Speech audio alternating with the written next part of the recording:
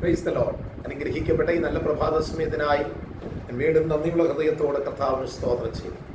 നല്ലൊരു പ്രഭാതം കൂടെ ദൈവം നമുക്ക് ദാനമായി നൽകി. ഈ പ്രഭാതത്തിൽ നമ്മുടെ കർത്താവിനെ സ്തുതിപ്പാൻ, നമ്മുടെ ദൈവത്തെ ആരാധിപ്പാൻ ദൈവം ഒരുക്കി തന്ന അവസരത്തിനായി നമുക്ക് നന്ദിയോടെ കർത്താവിന് സ്തോത്രം ചെയ്യാം. ഈ വിശുദ്ധ പകൽക്കാലം ദൈവസന്നിധാനമായിരിക്കുമ്പോൾ വളരെ സന്തോഷത്തോടുകൂടെ നമുക്ക് ദൈവത്തെ സ്തുതിപ്പാനുള്ള ഒരുപാട് കാര്യങ്ങൾ ദൈവം കഴിഞ്ഞ ദിവസങ്ങളിലൊക്കെ, കഴിഞ്ഞ മണിക്കൂറുകളിൽ ദൈവം നമ്മുടെ ജീവിതത്തിൽ ചെയ്തു തന്നിട്ടുണ്ട്.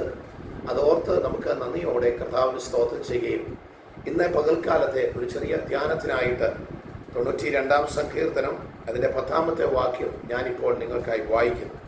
എങ്കിലും എൻ്റെ കൊമ്പ് നീ കാട്ടുപോത്തിൻ്റെ കൊമ്പ് പോലെ ഉയർത്തും, പുതിയ എണ്ണ എന്നെ തേപ്പിക്കുന്നു. ദൈവത്തിന് സ്തോത്രം.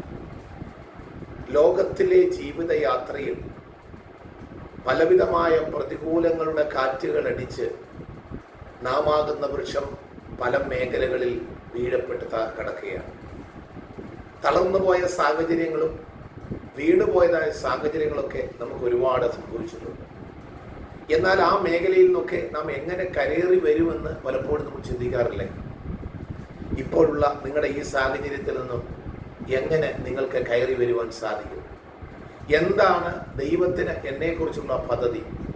അല്ലെങ്കിൽ എന്താണ് ദൈവത്തിന് എന്നെക്കുറിച്ച് ദൈവം ആഗ്രഹിക്കുന്നത്? എന്താണ് എനിക്കെന്ന് ഈ പ്രതികൂലത്തിൽ നിന്ന് എനിക്ക് കരയറാൻ കഴിയും എന്നൊക്കെ ചിന്തിക്കുന്ന പ്രിയപ്പെട്ടവരെ, ഇന്ന് പകൽക്കാലം ദൈവത്തിൻ്റെ പരിശുദ്ധാത്മാവ് ഈ സങ്കീർത്തന വചനത്തിൽ കൂടെ നമ്മോട് ഓർപ്പിക്കുന്നത്, എൻ്റെ കൊമ്പ് നീ കാട്ടുപോത്തിൻ്റെ കൊമ്പ് പോലെ ഉയർത്തും. ദൈവത്തിന് സ്തോത്രം. കാട്ടിൽ ജീവിക്കുന്ന ഒരു ജീവിയാണ്, ഒരു മൃഗമാണ് കാട്ടുപോത്ത്. കാട്ടുപോത്തിൻ്റെ കൊമ്പ് 2 ഗുണങ്ങളാണുള്ളത്. അതിന് നല്ല ഹൈറ്റാണ്, നല്ല ഉയർച്ചയാണ്. രണ്ടാമത്, അതിൻ്റെ കൊമ്പുകൾ വളരെ സ്ട്രോങ് ആണ്. ദൈവത്തിന് സ്തോത്രം. ഇവിടെ സങ്കീർത്തനക്കാരൻ പറയുകയാണ്, എനിക്ക് ലഭിക്കാൻ പോകുന്ന ഉയർച്ച, എനിക്ക് ലഭിക്കാൻ പോകുന്ന അനുഗ്രഹം എന്നുള്ളത്, സ്തോത്രം, അത് ഉറപ്പേറിയതായ അനുഗ്രഹവും 2 അതിൻ്റെ വളർച്ച അതിഭയങ്കരവുമാണെന്നാണ് സങ്കീർത്തനക്കാരൻ ഓർപ്പിക്കുന്നത്. പരിസ്ഥിതി സഹോദരങ്ങളെ, ദൈവം നമ്മുടെ ജീവിതത്തിൽ നമ്മളെ ഉയർത്തുവാൻ തുടങ്ങിയാൽ ആ ഉയർച്ച വലിയ അതിശയിപ്പിക്കുന്നതായിരിക്കും. മറ്റുള്ളവർ നോക്കി നിൽക്കുമ്പോൾ തന്നെ നമ്മുടെ ഉയർച്ച അതിവേഗം സംഭവിക്കും. സ്തോത്രം. കാട്ടുപോത്തിൻ്റെ കൊമ്പ് പോലെ നമ്മെ ഉയർത്തുവാൻ കഴിയുന്ന ഒരു ദൈവത്തെയാണ് നാം ആരാധിക്കുന്നതെന്ന് ഇന്ന് പകൽക്കാലം നാം ഓർത്തോണം. ദൈവത്തിന് നമ്മെ ഉയർത്തുവാൻ അധിക സമയമൊന്നും വേണ്ട. അതേ നമ്മൾ മറ്റുള്ളവരുടെ പ്രയാസങ്ങളാൽ, മറ്റുള്ളവരുടെ അതേ ഉപദ്രവത്താൽ നമ്മൾ ഒരുപക്ഷെങ്കിൽ ഇന്ന് പല കുഴികളിൽ വീണ് കിടക്കുകയാണ്, പല വിഷമങ്ങളിൽ നമ്മളായിരിക്കുകയാണ്. എന്നാൽ ആ വിഷയങ്ങളിൽ നിന്നും നമ്മെ ഉയർത്തുവാൻ കഴിയുന്ന ഒരു ദൈവമുണ്ട്. ദൈവത്തിന് സ്തോത്രം. കാട്ടുപോത്തിന്റെ കൊമ്പ് പോലെ നമ്മെ ഉയർത്തുന്നവനായ ഒരു ദൈവം. സ്തോത്രം. കണ്ണുനീരിന്റെ താഴ്വരകളെ ജലാശയമാക്കി തീർത്ത് അതിൽ കൂടെ നീന്തി അപ്പുറത്ത് കടക്കത്തക്ക നിലയിലുള്ള ആത്മബലം നൽകുന്നവനായ ഒരു ദൈവം. ദൈവത്തിന് സ്തോത്രം.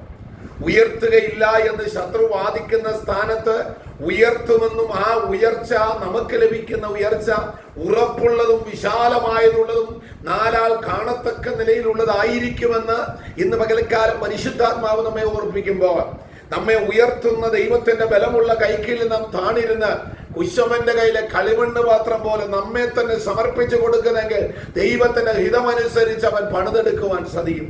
സ്തോത്രം.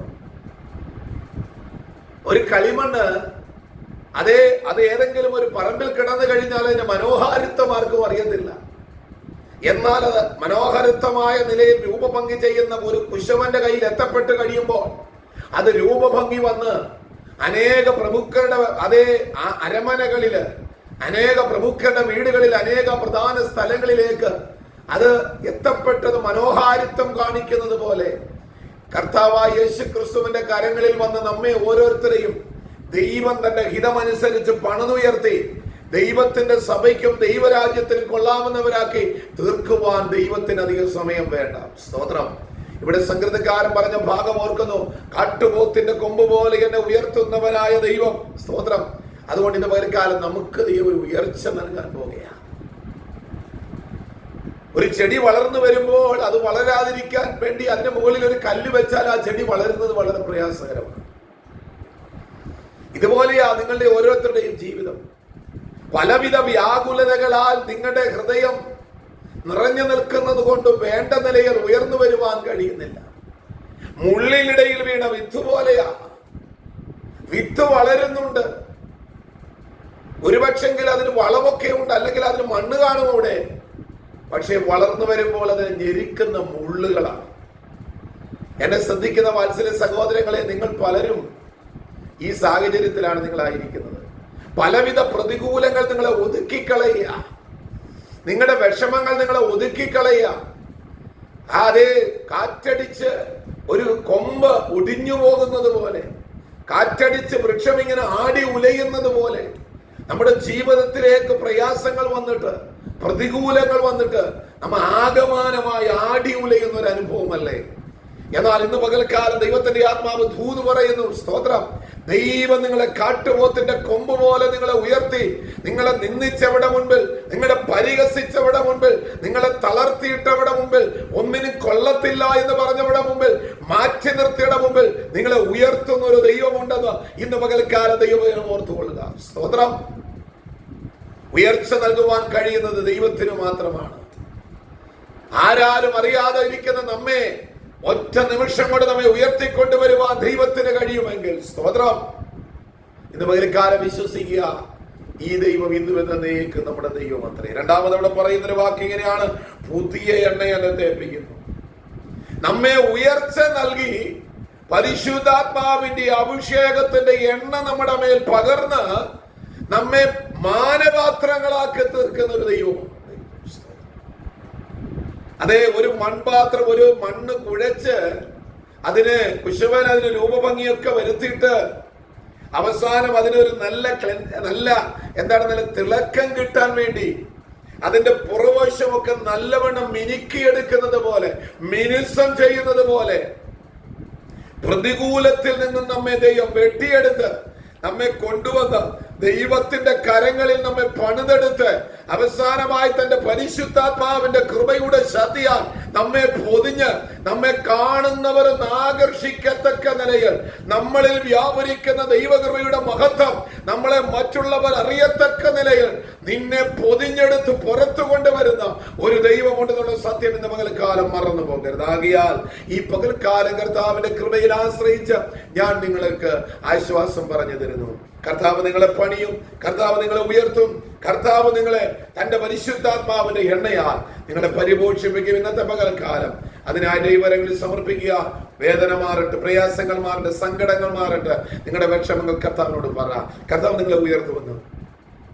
ഇന്നുള്ള രോഗം മാറ്റും, കടം മാറും, മാനസിക വിഷമം മാറും. നിങ്ങൾ എന്ത് വിഷയത്തിന് മേലെ തളർന്നിരിക്കുന്നത്, മനോവ്യസനമാണോ, അതൊക്കെ ദൈവം മാറ്റി നൽകുമെന്ന്. ആകയാ ദൈവം നിങ്ങളെ സഹായിക്കട്ടെ. ഞാൻ നിങ്ങൾക്ക് വേണ്ടി പ്രാർത്ഥിക്കാം. ദൈവം നിങ്ങളെ ഓരോരുത്തരെയും അനുഗ്രഹിക്കട്ടെ. ഇന്നത്തെ പകൽക്കാലം നല്ല ദൈവത്തോട് പറ്റിച്ചേർന്ന് ജീവിപ്പാൻ ദൈവം നിങ്ങളെ അനുഗ്രഹിക്കട്ടെ, സഹായിക്കട്ടെ എന്ന് ഓർപ്പിച്ചുകൊണ്ട് ഞാൻ എൻ്റെ വാക്കുകൾ ഇവിടെ നിർത്തുന്നു. നിങ്ങൾക്ക് എപ്പോൾ വേണമെങ്കിലും എന്നെ വിളിക്കാം, നിങ്ങളുടെ പ്രാർത്ഥനാ വിഷയങ്ങൾ എന്നെ അറിയിക്കാം.